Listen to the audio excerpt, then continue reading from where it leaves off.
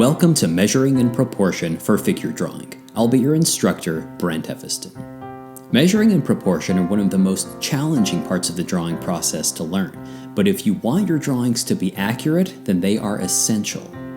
Every pose has a unique set of measurements and proportions, and for your drawing to be accurate, you need to replicate these measurements and proportions in your drawing. In this course, you're going to learn a series of measuring techniques that will allow you to do just that. By applying the tools and techniques you'll learn in this course, it will bring your drawings to a new level of precision and accuracy. First, you'll learn how to use your pencil or another measuring tool to extract a measurement from the pose and to compare that measurement to other parts of the body to help determine the proportions of that pose. Next, you'll learn how to use angle sighting to triangulate the location of any point on the figure and place it accurately in your drawing.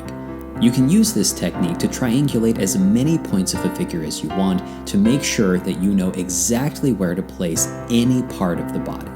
You'll also learn other measuring techniques in this course, including vertical plumb lines, as well as enveloping, and how to use angle sighting to block in the contour of a pose.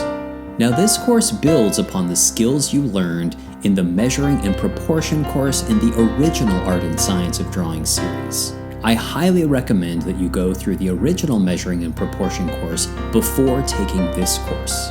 Successful figure drawing requires you to have the ability to draw the figure in proportion to make sure that all of the parts of the body relate properly in terms of their size. This course will give you the tools and techniques you need to accurately measure the figure and to get the measurements into your drawing. So enroll in Measuring and Proportion for Figure Drawing.